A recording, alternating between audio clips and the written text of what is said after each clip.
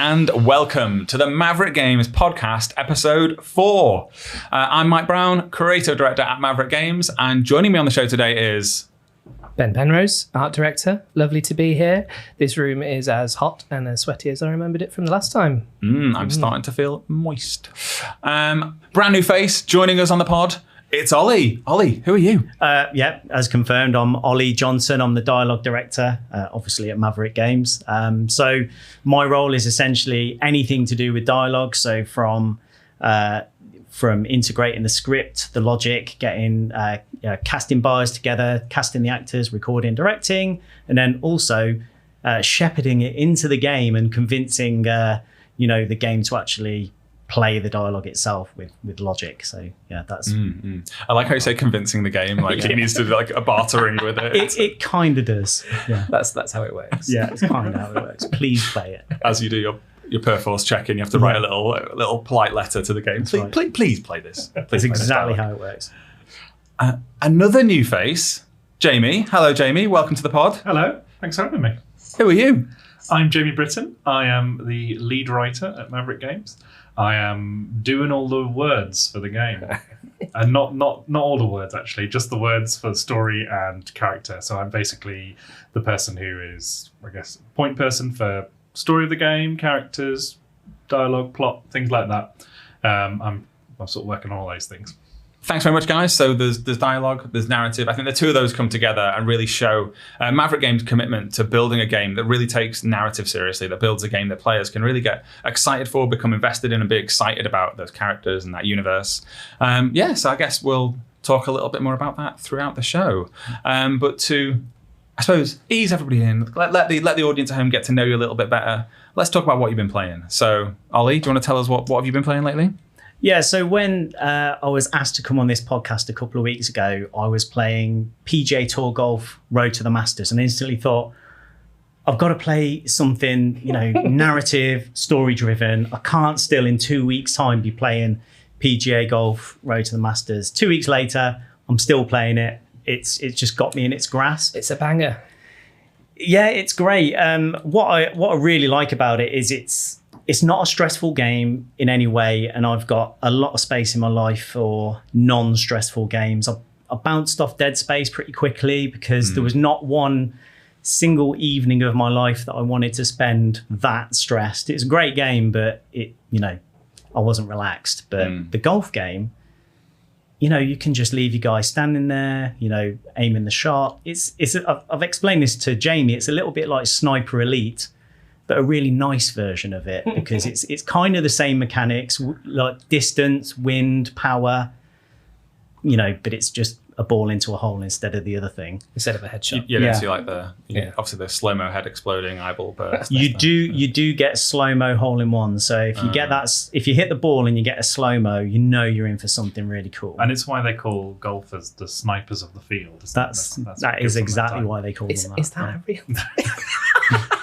I'm more of a golf with your friends man myself. I need the pirate ship cannons, the windmills and stuff. I can't just grass. How does it keep you engaged with? Well, I'm always just grass. I know what you're saying. Is there even a windmill in it? Yes, there's all sorts of different architecture in it. So basically, how it keeps you going is, first of all, I'm saving up to buy a new pair of slacks.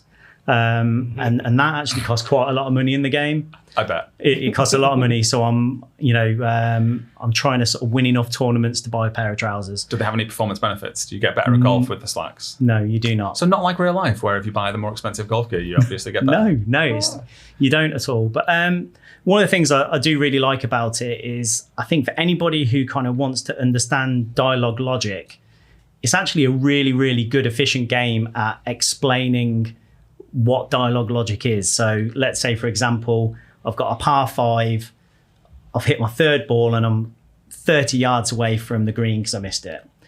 Then it knows all of this information. It will look at how far away I am, what's the elevation of the hole, what's the wind like, and it will take that logic tree and it will look at its big list of audio files that it can say, and it will find the most true line that it can deliver. And it would be a really interesting if you wanted to get into dialogue design. It's actually not a bad game to play, to start writing down what do you think the game is thinking about at this point to play that line. You've just skimmed past the hole maybe, and it's a near miss, or is it a far miss if you overhit it? It's got an answer for everything. The dialogue and the commentary in the game is fantastic. Not only the logic, but the delivery as well is very. It feels like it's all ad-libbed. It doesn't feel like it's read off the page. It feels like they've just said, say something that equates to overhitting it and it just skimming the hole, things like that. So it's a great game. While you're talking then, I was just thinking about Lee Carvalho's putting challenge from The Simpsons. I love how I suggest you feather touch. You have selected power drive. I love how this is also a perfect example of if you work in game development, you can't play any game without going, oh, I wonder how they did that. Yeah. It's just blessing and a curse. But it's a really good example of it. I recommend it. I like it. It's a nice chill game. Yeah, it's good. Ben, what have you been playing? So I had what I've been describing in the studio as a borderline religious experience with a game recently. So after watching a previous podcast episode, UI UX director Ellie Marshall was talking about how she'd picked up Death Stranding.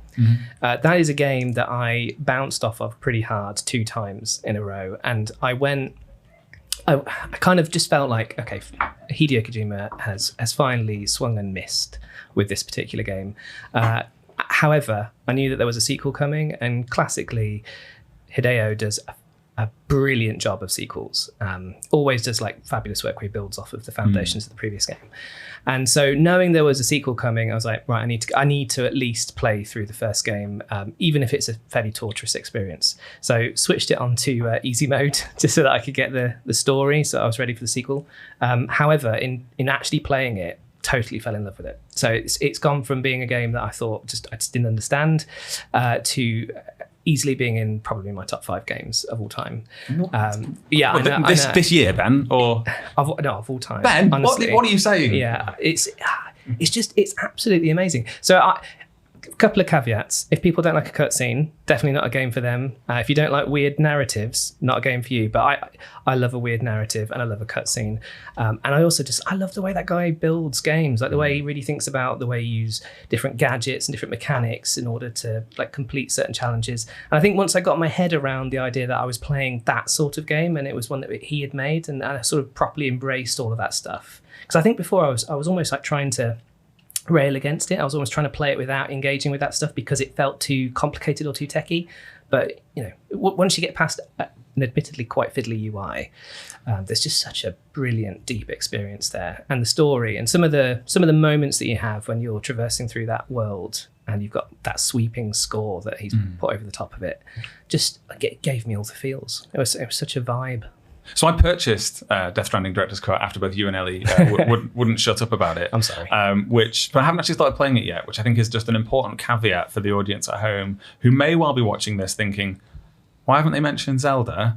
And that's because Zelda's not out yet at the point of recording this. Sure. So if we'd recorded this in a few days' time, we would have all had the same answer to what have we been playing. Yeah. But just in case you think we're weird and we've skipped Zelda, we're in the past and Zelda hasn't happened yet. But Zelda is the reason. PGA. Okay, you stick with PGA. you go become the PGA champ. But I would have said my game I've been playing is Death Stranding, but I didn't want to start it with Zelda so close. So I've kind of bought it. I installed it on the PS5 and was just like, going to come back to you in about a month. That's a good idea, because I think like one of the reasons I bounced off it the second time, I think, was because God of War came along or something, it's one of those games it's like a really complicated novel. If you've spent a little bit of time away from it, it's actually really hard to re-engage. So I think you need a nice solid unbroken time period with it. So I've been playing Grounded on the Xbox. That's that Obsidian Honey I Shrunk the Kids inspired survival crafting game.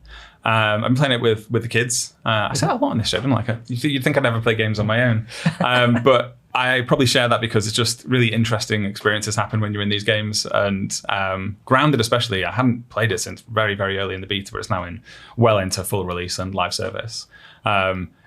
It's such a massive game. There's so much going on in there. It's really, really fun and compelling and deep. There's just like such a crazy number of different things you can do. My kids have probably played 100 hours more than I have. And so they're just like, oh no, you need to have like this smoothie now. And I thought, what's that? It's like, oh, that means the mosquitoes will stay away from you. And I was like, there's mosquitoes? Not small ones either.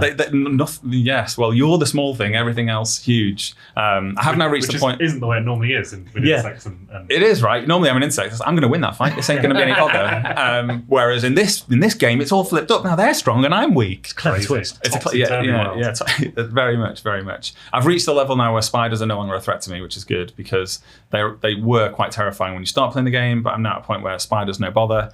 But the latest update added wasps, and there was a wasp queen that we had to go and smite. It was serious, hard as nails stuff. Well, wasps aren't chill, are they? Absolutely. They're As a not nation, chill. we are far more scared of wasps than we are of spiders, I think. Yes. Indicative of the type of It really is. like spiders that we have in the this national country. character that the spiders, the worst they're ever going to be is they'll make you go, ugh. But wasps, we run in terror from wasps. Yeah, because Yes. they can actually hurt you. They can mess up your life for good. right, yeah. Imagine a game where it was like, don't run, head into the nest and try and kill the queen. It was borderline horror level experience, I will say. So I've not played it, but like I always thought, I'm hoping at some point you get one of those Honey I Shrunk the Kids style moments where you get to interact with a giant piece of food. Oh yeah. There's Oh, loads great, of that. There's loads of okay. that. Yeah. Big Cheerio. Cheerios, yeah. Or, you know, just like drowning in a custard cream, like the filling, obviously not the crunchy that outside. just looks so delicious, that custard cream. Oh, and Honey, didn't I it? Shrunk the Kids, yeah. Eat your way out. Yeah. Yeah, that's the line, isn't it? Yeah.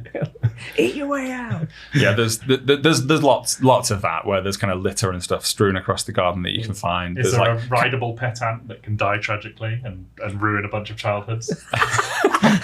named Auntie, I believe.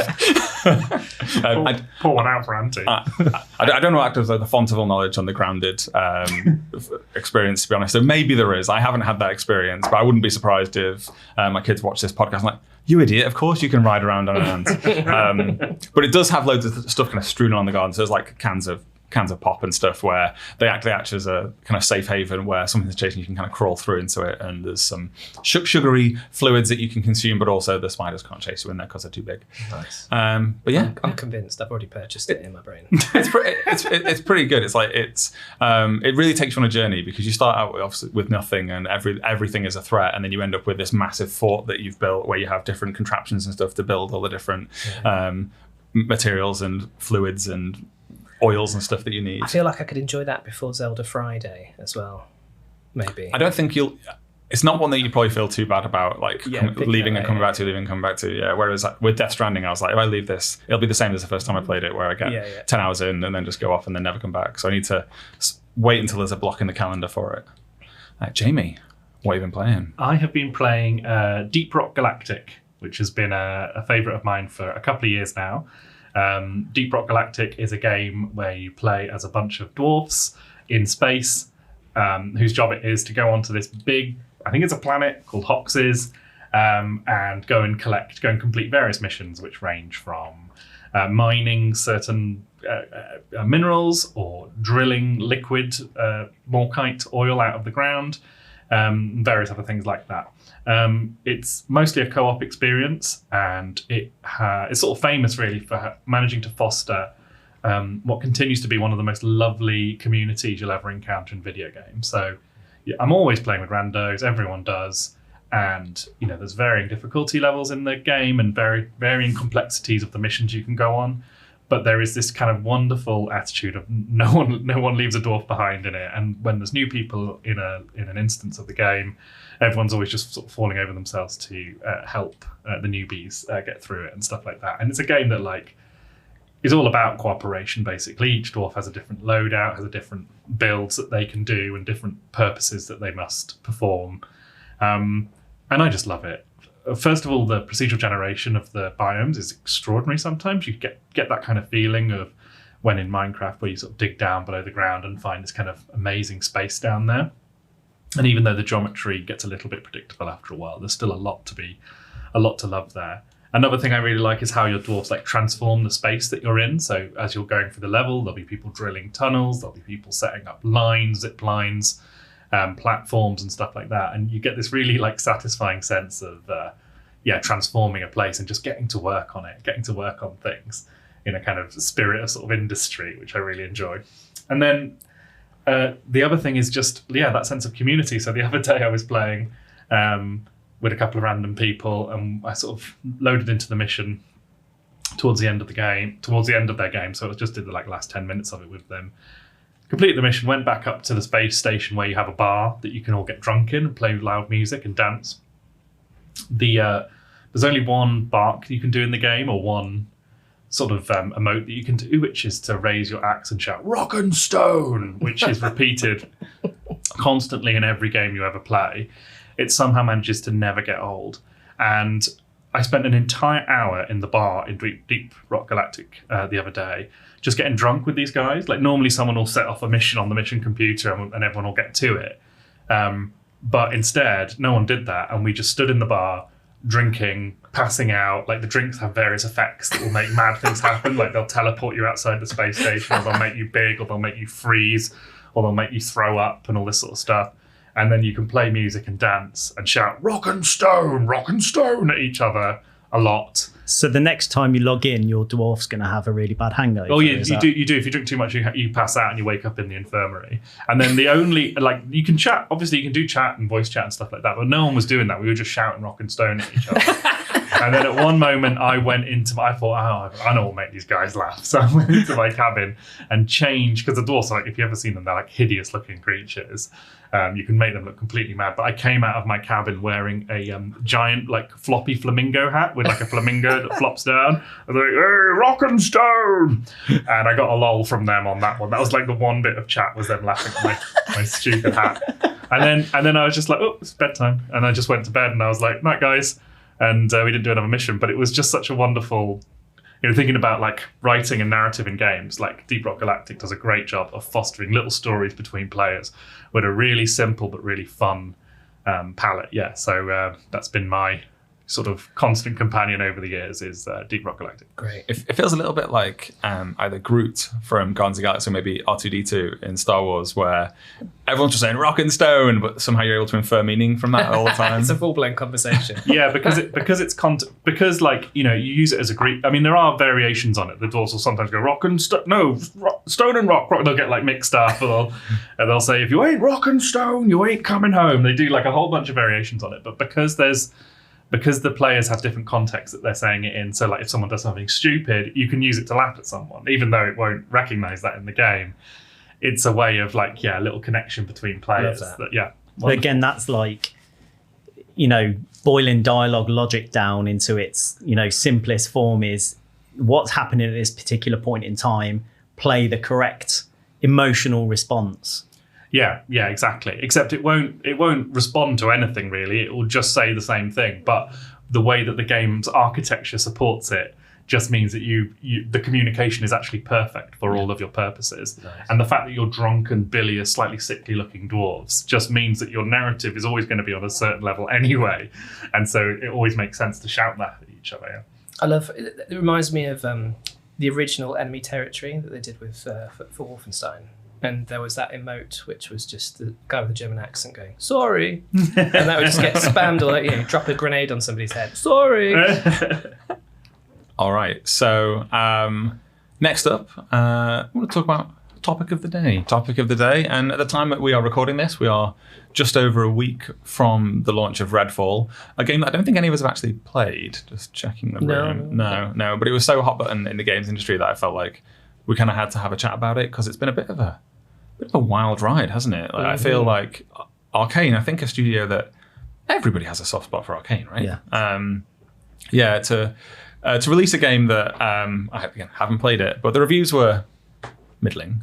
It seems like the things that happened after that were pretty crazy. The internet reaction to a game coming out and being all right was pretty remarkable, to the point at which you have Phil Spencer on a podcast effectively apologizing and trying to roll it back and create some sort of narrative around it, where it's just an all right game came out. It was thoughts? One of the, I think, the craziest interactions I saw, and this is on Twitter, I can't remember who it was, and they probably prefer not to be named anyway, but someone just simply said, "I've finished Redfall. I actually really enjoyed it."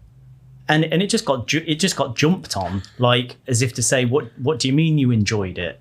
How dare you enjoy a game that we haven't played but decided we don't like? Well, exactly. So, I mean, I always think that there's a point where I get drawn into the discourse, or I might, not want to play a game because of the reactions surrounding it. But I'm definitely a person that would, want to form my own opinions and play something for myself, because I know that, as a dev, you never go into a game wanting to make something, like bad, not bad. So there's going to be something good in there. I guarantee it's going to be a fun game with 4 people. Co-op games inherently, as long as they're well made, a fun game. So it wouldn't put me off, giving it a go with people at, lunchtime or whatever. So. Yeah, I felt so bad for the Arcane team, really, because like you say, it's like that. One, they were obviously not set out at any point to make a bad game. 2, like the Metacritic was like 70 or something, wasn't it? It's like that's all right. That's the tinge of like it's not game of the year, but it's not like you don't need to get angry about it. No. It's and I felt like the kind of the way the dominoes seem to fall from game comes out, disappointing reviews, and I'm sure the team will have been disappointed with those scores as well. To this weird kind of snowballing kind of internet anger. It was really bizarre. Well, I was going to say, I think some of it's probably testament to the reputation that studio is built for itself. Yeah. Like, it's kind of like a double-edged sword, isn't it? You build this huge cult following in a particular studio for doing a particular type of thing, and so the expectations come with whatever it is you're going to do next. And maybe so also have not played it yet, but that also, I guess, might have been played into some of those more negative scores, right? People go in expecting one thing from this particular studio. It's not what they expected. Does that necessarily mean it deserves a neg? Like, maybe it just means... I mean, it's in some ways, right, a bit like the Death Stranding thing. That was a game that was very divisive when it came to reviews. And I think I actually went into playing that game the first 2 times and I bounced off of it with some of those more negative comments sort of ringing in the back of my ears. And I think that probably did colour my experience a little bit. And actually, since finishing it, I've gone back and seen that so many people actually had really positive experiences with that game. So I think, I think you're totally right. I think it's probably one of those things where I would recommend to people, if you really enjoy that style of game, like, go give it a go, because who knows if what somebody didn't like is actually something that really resonates with you.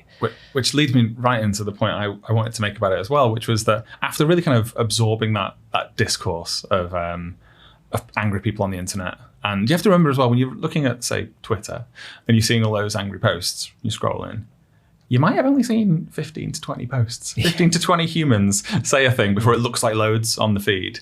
And maybe it's 100, right? But it's still not many. And anyway, so I'd seen all that, and I feel bad for Arcane. And then I just walked into my son's bedroom on Saturday, and he was playing Redfall, and I was like, without you?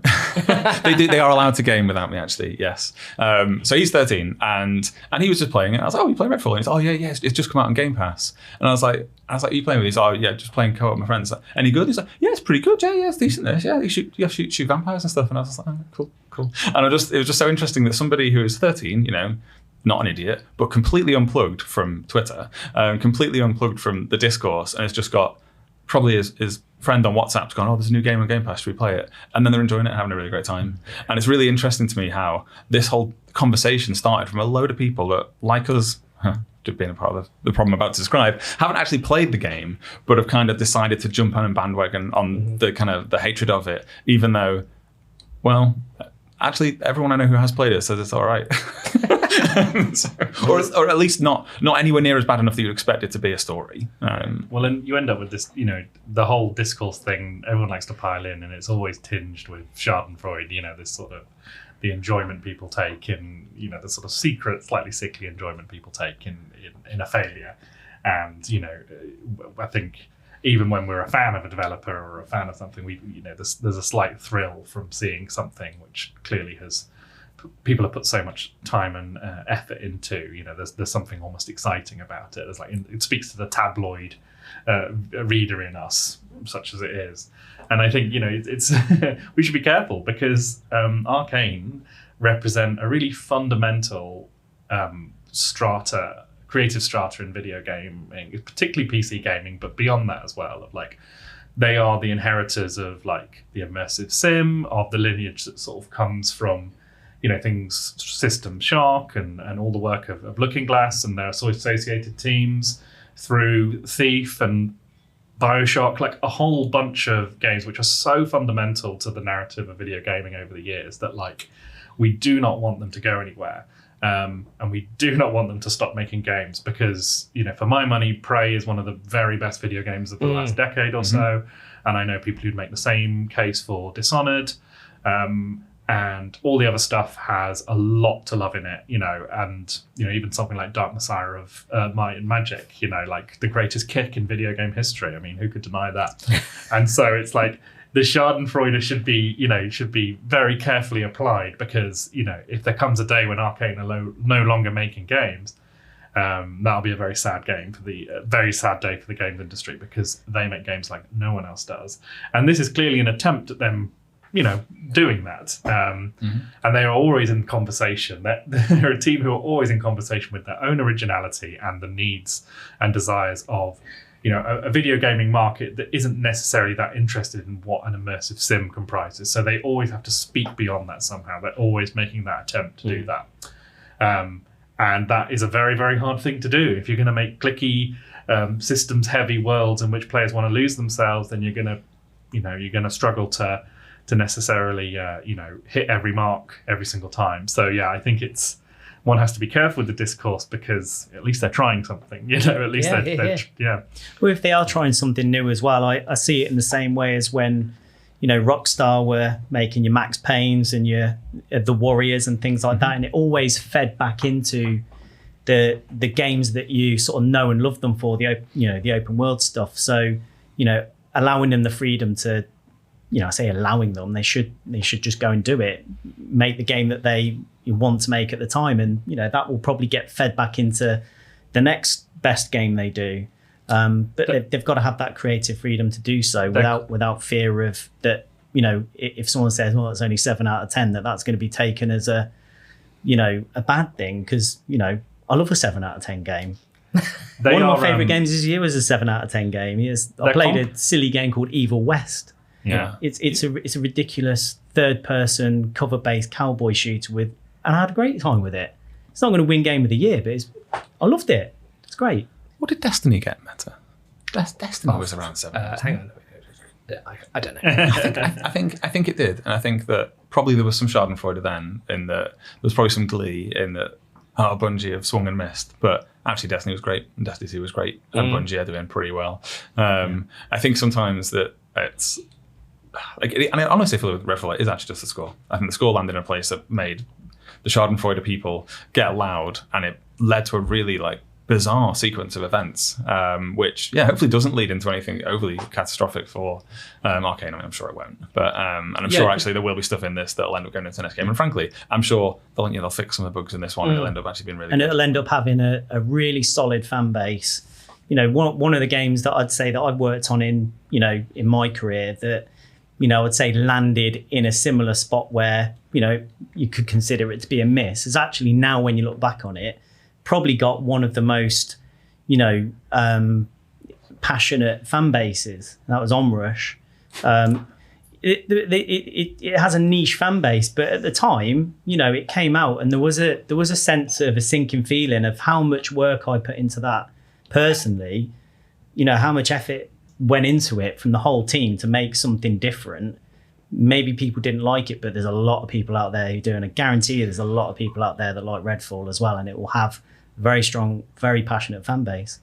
They're comparable to From Software, I think. For me personally, there's not many developers in the world in the AAA space who I will always play any game that they make. So I will play Redfall, and along with From Software, I'll always play everything that they ever make. So it's people as unique as that need to be looked after a little bit, I think. Yeah, I mean, and they're not just releasing games with the next biggest number after them as well, right? Which is is kind of a rare thing these days as well. So those same internet loud people, they want new IP, they want original ideas. They don't want to play another Call of Duty, whatever number it's on. They'll say all that, and then they actually get it, and they're like, oh, this is. And then they'll not even go, we don't like this, but really go for the throat and like tweet at the developers, being like tweeting abuse at the developers, tweeting abuse at different people within that organization, dragging Phil Spencer out to have to apologize. It's like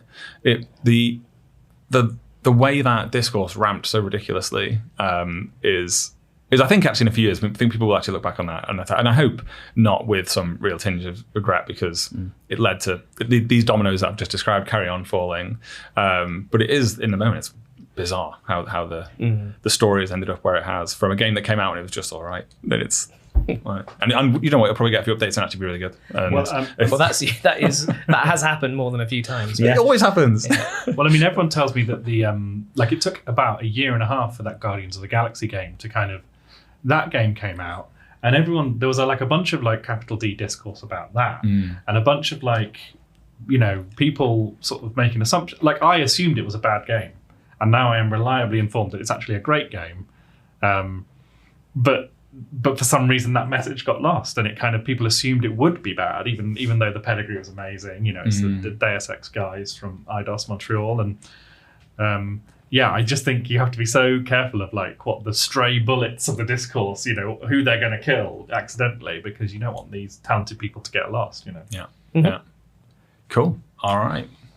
So next topic of the day is a little bit about what Maverick are up to. So we kind of started this podcast with the intention of being able to give more of an insight into what the studio's up to than you would, ever normally get from any studio, because, no one else is doing a podcast like this.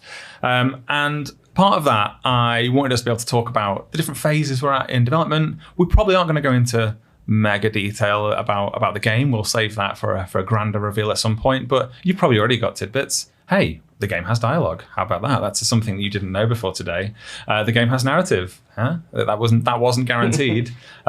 So exclusive. So the game isn't just abstracts like fractal shapes bumping into each other. No, that's my side project. Yeah. I mean, that's it. I mean, I love Res. Res is one of my all-time favorites. So. Do you need any dialogue in it at all? Or? No, it's just fractal shapes.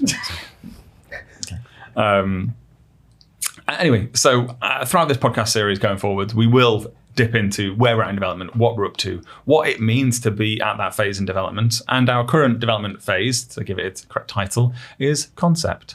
And this is where we spend a long time, months and months and months, in fact, very blue sky thinking, very open-mindedly thinking about all of the things that our game could be.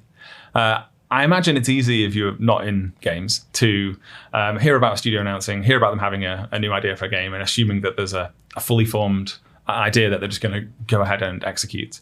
I'll say it, not even rare, that just doesn't happen. What actually happens is they have a pitch for a game that will be several slides long, that will have a really compelling hook. It should have some uniqueness to it. It should have some really well-rounded, unique pitch that means that game needs to exist.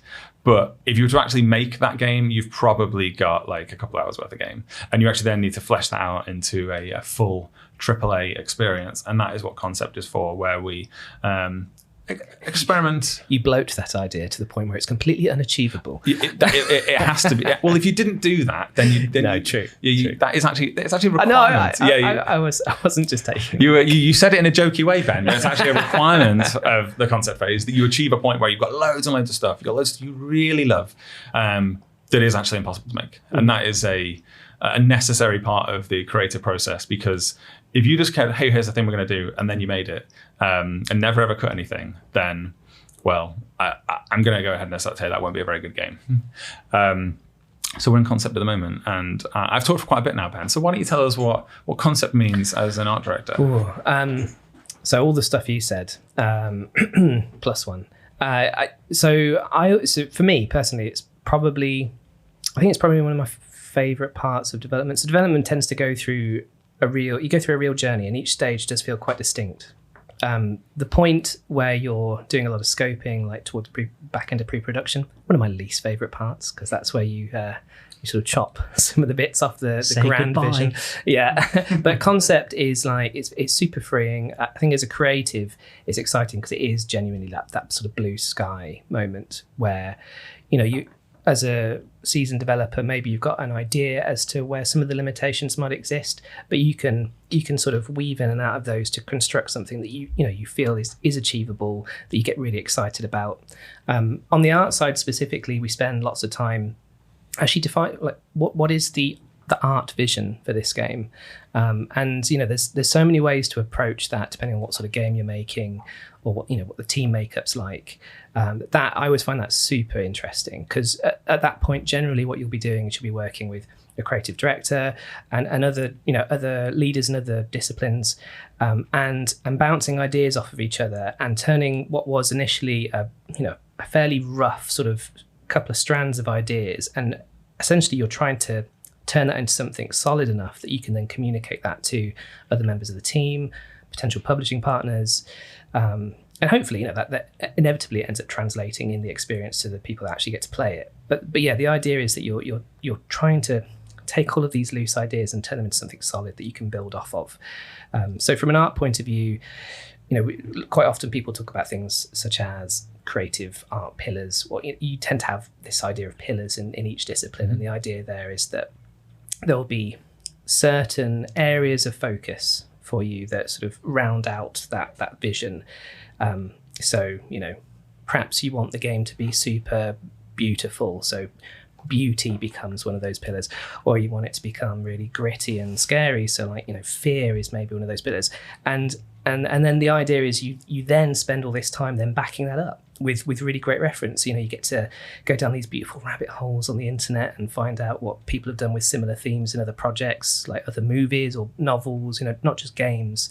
It's this like point where you're really sort of funneling in all of this stuff into a pot and mixing it up and coming up with something that hopefully is unique and exciting, and then that sort of excitement runs through the team and gets everybody doing cool stuff. Yeah, I love that point as well about that kind of consumption of external media, because that's absolutely one. You have that kind of that idea, that vision. Here's what we're going to go and do, but the actual act of going and doing that is now going to take several years, and you then need to go like, okay, what's everybody else done that's ever tried to do this? And it's like within that kind of broader genre, what are the best books? What are the best movies? What are the best games that have ever touched on this space? What have they done? Consume all of that.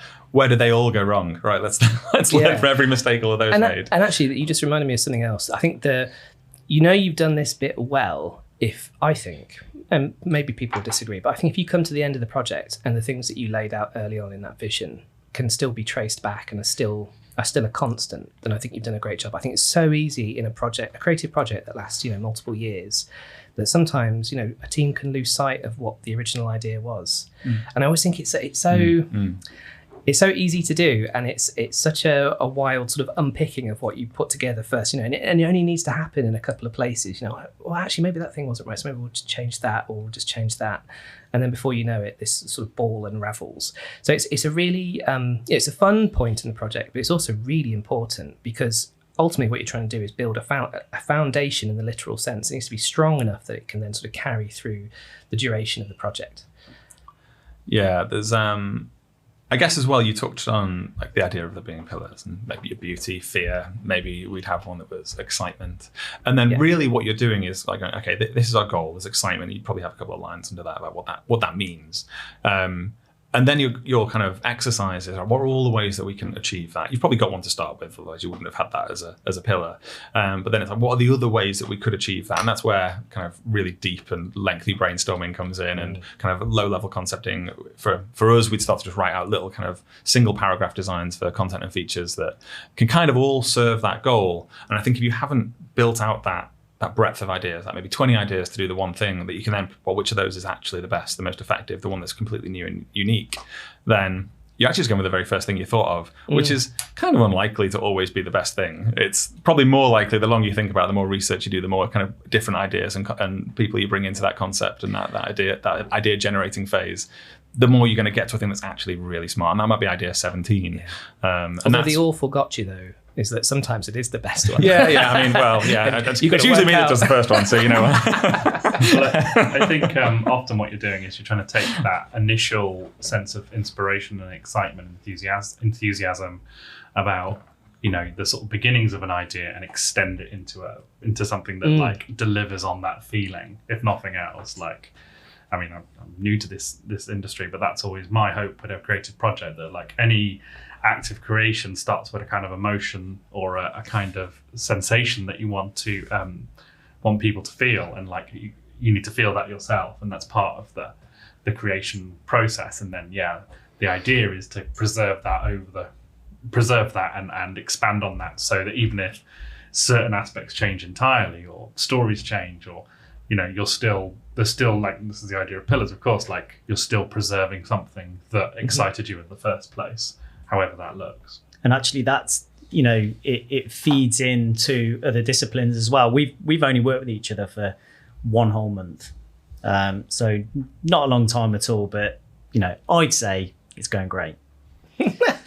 You don't have to. I couldn't possibly pause. It's going great. It's the only reason I brought this up. No, we're having a great time. Yeah, we're having a right laugh. We're doing a house swap next. Honestly, the way you eat at lunchtime is really annoying me.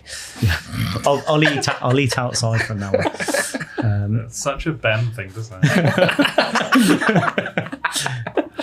So see. No, but part of this phase I also see is first to obviously sort of figure out, you know, what we're doing with our respective areas, and have these, like, you know, I have a dialogue vision, you have a narrative vision, an art vision, all these different things, and to kind of start putting the feelers out to see how people, you know, how that responds with people. And I know, you know, for a fact we've spoken to you about certain things we're thinking about, and that's kind of triggered your imagination onto the art side of things as well, and to Absolutely. it kind of is, it's this very exciting kind of mass brainstorm session that everybody's kind of having at the same time.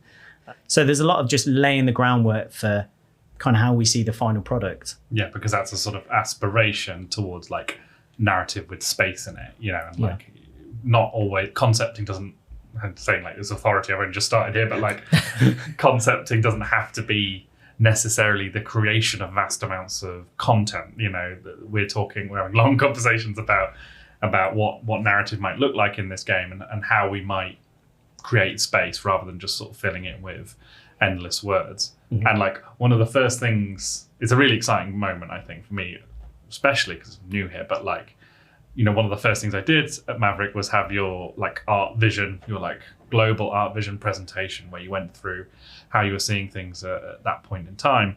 And like that just sort of set me going. And like, you know, a couple of weeks ago, I delivered my sort of narrative version of the same thing, basically. And it was all sort of inspired by, you know, the stuff that you've been thinking about from an art perspective, and also all the conversations I had.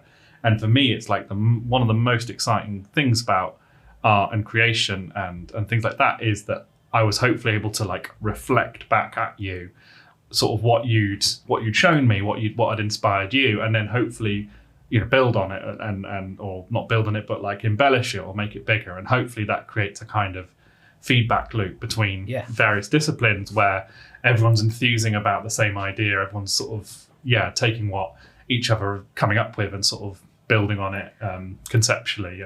Totally, because the alternative, and I'm sure everybody has seen examples of this sort of thing, is where you have, you know, if you've got a big project like this where you've got different areas that need to be looked after by a group of people, if they're all having conversations that are distinct from each other and they're not coming back and finding out what the narrative team want to do or the audio team want to do, or, you know, creative direction, like if it's not all pulled back in a way where those things are communicating with each other, you're going to have this really disparate experience where things feel disconnected. And I think that's like the best games out there, I think, are the ones where you can tell that those teams have really worked with each other to make sure that stuff like fits into the same. And I would say as well, I'd go one further and say you can actually also tell when there's been combat between those teams, when there's been conflict between those teams, where it just doesn't gel. Those two things just like collide, and always for me creates a really, really jarring experience. And I'm not going to name any of those games because actually some of them aren't even poorly reviewed games. Yeah. Some of them will be actually quite successful titles. But it's, I think for me as a game creator, I just see that there isn't synergy here between mechanics and art. There just isn't. That you can tell there would have been arguments that have led to a point where it's actually just, I find quite unsatisfying to play. Some of those games I'm talking about are quite successful, so it's not like it's a universal thing, but it really sticks out to me when you can tell there hasn't got that synergy. And I would say the very best games absolutely have that synergy between art and design especially, but I think really it's all disciplines. It would be art, design to audio to narrative to tech, all are kind of sharing those ideas such that that game builds up in a way that they're all trying to achieve the same goal in the same way, and there isn't just conflict between those teams. Dark Souls is the same idea repeated at every conceivable level of game, from narrative to how you upgrade your systems. It's all basically the same instinct, expanded and delivered across every conceivable level, isn't it? I think as well, you look at, like, an example that I can think of is you look at The Last of Us, for example. They don't just have like, easy, normal, hard difficulties. They have like grounded, survivor, or whatever it may be. But that's an active choice between whoever's dealing with the world building to UI, creative direction, to go, we'll keep every element of this game in world in the same tone. And I think that's when you can tell that that the game has been, they've had these discussions early on. It's like, how are we going to make this feel like a really cohesive package? I know that sounds really boring, cohesive package, but you kind of get what I mean. Yeah, it's the thing. I would say Last of Us was a cohesive package as well. So it's boring but accurate. But the game Jamie, boring. can you rewrite what I just said? I'm not saying the game was boring. Just No, what I said was boring. do not quote that. Do not that quote could definitely be taken out of context and get me in trouble. Well, I mean, it's funny because like I've had cause in my time here to deliver several PowerPoint presentations, which is something my previous career was in screenwriting, and no one ever does PowerPoint. No one knows what the hell PowerPoint is. No one's ever used it. And I joked to Fraser that like, wow, a lot of PowerPoint presentations, and he was kind of like, he told me, and it made so much sense that like they're really, really important at this phase in order to create that sense of unity between teams. And it's true, like being able to sort of see how people are feeling about something, not just what they're sort of thinking about it, is really important. And to kind of get access to the emotions behind people's thinking, even when you're looking at presentations on things that are technical aspects or stuff that doesn't necessarily have an easy to grasp narrative function, which is always going to be where I'm sort of seeing things from. Being able to understand the feelings and emotions and intentions behind something is just like so key to grokking what's going on in a particular department. I love how talking to Fraser, like he mentioned that conversation to me, like Jamie's like, oh, we do a lot of PowerPoints at this point, and apparently he said he followed up with, just wait, at some point we move into Excel. Yeah. So true. Another thing that happened with him was I titled the meeting like narrative scoping meeting, and as we started the meeting I said, I don't like that word scoping. I said that's an awkward word that, and Fraser kind of went, ooh, I mean, welcome to the video game industry. We use that word all the time. Yeah, that's the less fun bit that I was talking about. Yeah, you go concept and it all gets big, and then scoping it all gets real. There'll be some stuff in there that sounded kind of fun, but was going to add 6 years to development. It's a painful process, but it's actually it's quite cathartic in the sense that by the time you've done it, if you've done it well, you've come out with something that's but it's like achievable, industrialized darling killing, basically. Yeah, it is, but it forces decision making, and decision making in creative, to be really boring about it, in business is just really powerful, and it actually allows people to really crystallize on what's important, what's not important, and to kind of believe in an idea. When there's stuff in there, like as I just said, there's this thing, but that's going to take an additional 6 years. Probably don't want to do that. Maybe do that in 2 sequels time. Like that, but you could be, it's gonna be really good though, and you can really hold on to it, and that just drags on, and then people are left with that lack of surety about what it is that we're supposed to be doing. So scoping, as much as it is a bit brutal at times, is also that point where you make a lot of really like sharp decisions, which kind of gets everybody on path and everybody excited to what we actually are going to be able to make. But that's for a future podcast. Don't talk about that now. We'll talk about that. Look forward to that one when we're all coming in here going, so you're going to talk about scoping. I should just be clear as well. That fictional 6-year feature is fictional. That is just an example. That's not an actual thing. Like, I wonder how many fishing mini games have actually been chopped out from. Given how many games have a fishing mini game, I would posit that. Yeah, I bet nearly all games have a fishing mini game at some point. Quick straw poll, best fishing mini game. Anyone got one? Stardew Valley, I think, is probably my favourite. I don't know. No. I mean, the most surprising fishing mini game was in Sonic Frontiers for me fairly recently, especially given how weirdly photoreal the fish were. Oh my gosh, that's gross. So I think Red Dead's fishing game is pretty great.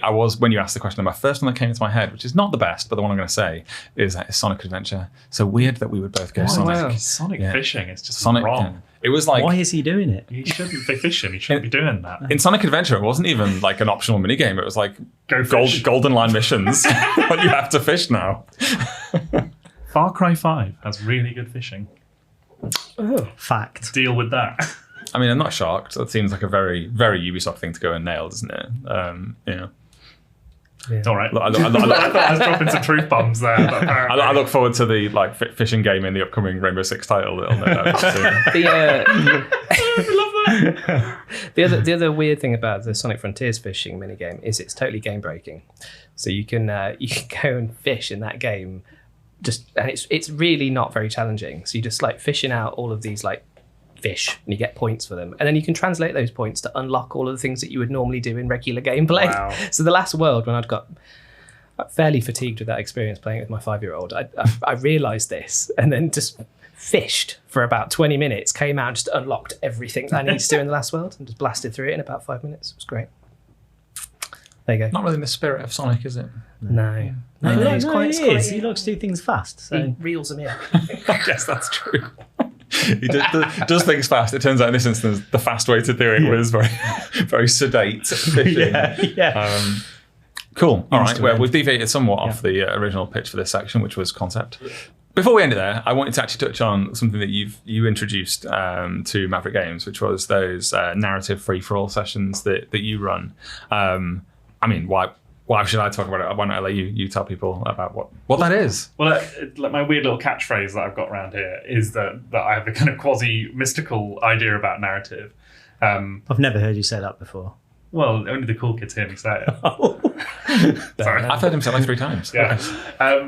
So the most fun I've had as a writer and the most creative settings I've been in have been when story is being built together as a team. I think even like the best writers who like work alone are basically just able to generate that process in their own heads. Like, if you think about an amazing novel writer, they're just able to like hold a little internal writer's room with a bunch of people shouting at each other. It's just that I'm nowhere near as good at that. And for me, writing is a wonderful activity to do with a team, and you're going to get great stuff if you're able to create a space where there is a free-flowing sense of ideas, where there's someone at the center of it who kind of directs discussion really, rather than like makes decisions. And that's just been kind of from first day starting here, my kind of aspiration is like, how can we get everyone on the team, literally everyone, to have a voice in narrative in the game? Because I keep trying to find the analogy. It's not glue. Narrative isn't the glue that holds a game together. That's not right, because it's more nebulous than that. More nebulous than that, but not quite like steam. But there's some analogy out there in the ether. Between glue and steam. Yeah, somewhere between glue and steam. The seasoning that you put over the dish that activates the flavour in every other ingredient. But it's also somehow sticky. And and like the idea... Gloopy salt.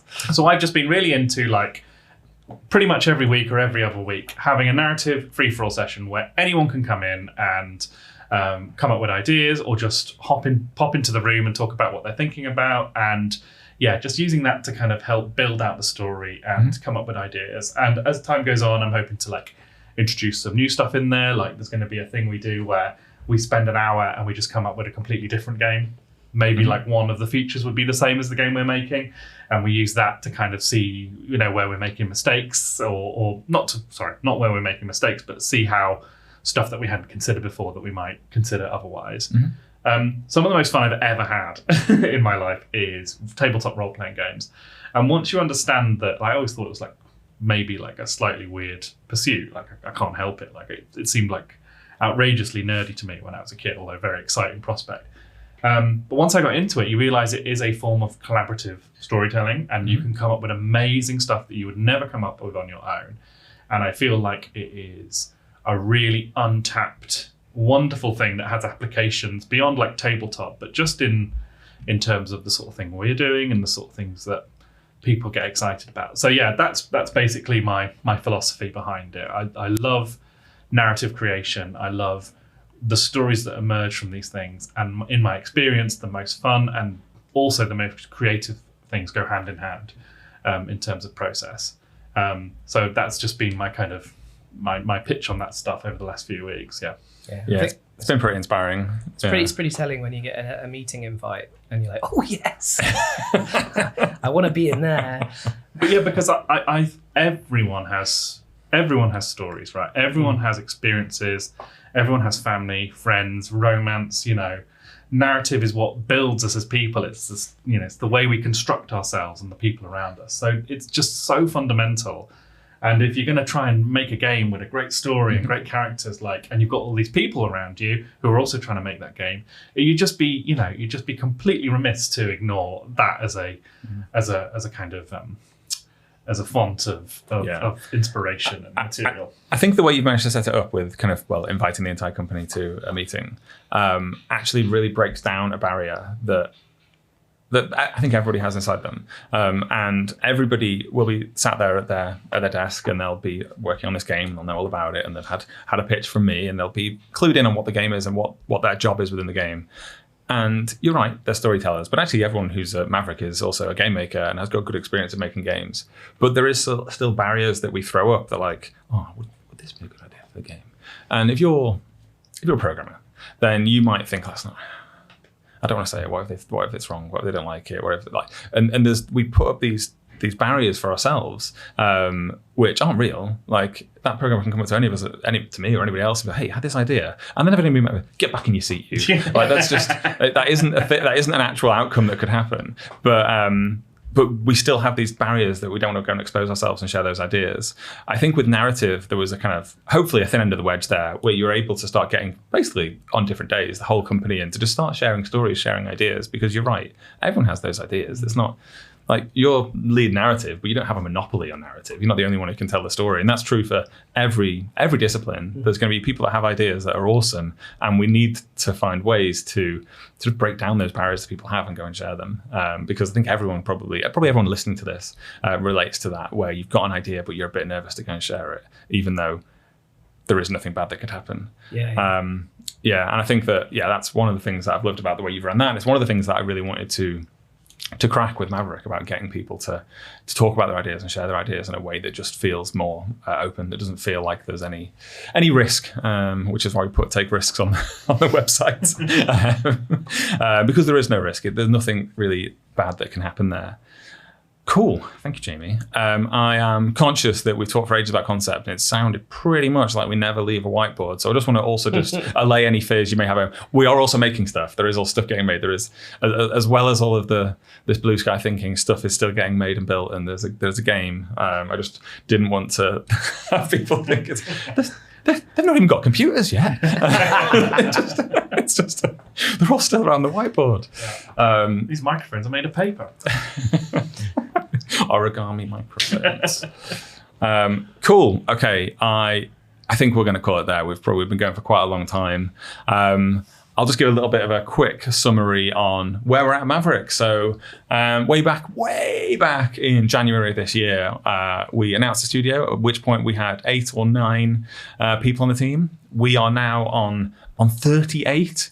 38 Mavericks have joined us for the ride. We need a sound effect for that, surely. Go on, pick one. Okay. Oh no, not that one. Yeah. Yeah, that was the 38. We got them to record that earlier. They were all like hooping and hollering over at Maverick Games, and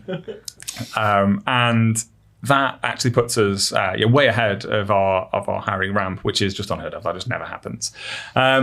And if you're listening to this and you're in the game industry, or even if you're not, like my good friend Jamie, who arrived from outside the industry, that's allowed as well, and you feel like you might be able to add something to Maverick Games, then why not stop on by on www.maverick-games.com and you can drop in your CV, send us a mail, let us know what you think you could add to the party, and we can have a chat.